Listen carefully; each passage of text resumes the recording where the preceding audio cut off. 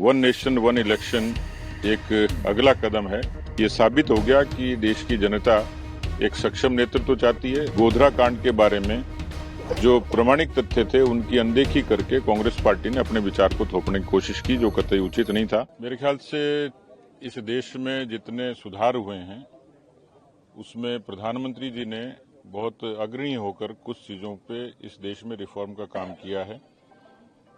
One nation one ration card, one nation one tax, इस तरीके के कई नवाचार उन्होंने किए हैं, जिसमें वन नेशन वन इलेक्शन एक अगला कदम है, जिसमें भारत का जनमानस इस बात के लिए प्रतिबद्ध है कि देश में बार बार चुनाव और देश में इतने संसाधनों का उसमें लगना, देश की जितनी हमारी पैरामिलिट्री फोर्सेज है उनका इंगेज होना, और इसलिए देश के तमाम बुद्धिजीवियों की एक कॉमन राय है कि देश में एक साथ चुनाव हो, ताकि बार बार चुनाव की उस परेशानी से भी निजात मिले और एक अच्छा इलेक्शन डिसिप्लिन देश में काबिज हो सके।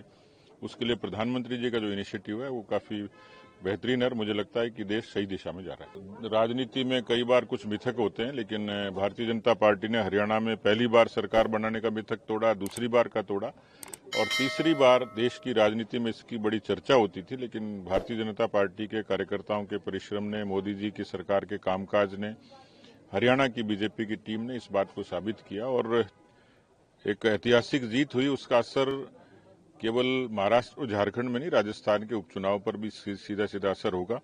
ये साबित हो गया कि देश की जनता एक सक्षम नेतृत्व चाहती है, स्थिर सरकार चाहती है और उस लिहाज से डबल इंजन की सरकार किसी भी प्रदेश के विकास के लिए प्रतिबद्ध होकर काम करती है। तो उस लिहाज से मुझे लगता है कि झारखंड और महाराष्ट्र में भी भारतीय जनता पार्टी को अच्छी बढ़त मिलेगी।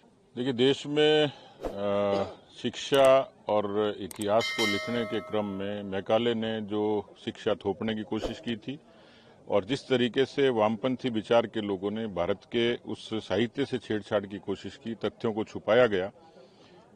भारतीय जनता पार्टी की सरकारों ने निरपेक्ष तरीके से राष्ट्रवादी साहित्य को प्रमोट किया, लेकिन कांग्रेस की फितरत रही है कि वो इतिहास से भी बचती है, संस्कृति से भी बचती है और विचार से भी बचती है। और इसलिए स्वाभाविक तौर पर गोधरा कांड के बारे में जो प्रमाणिक तथ्य थे उनकी अनदेखी करके कांग्रेस पार्टी ने अपने विचार को थोपने की कोशिश की, जो कतई उचित नहीं था।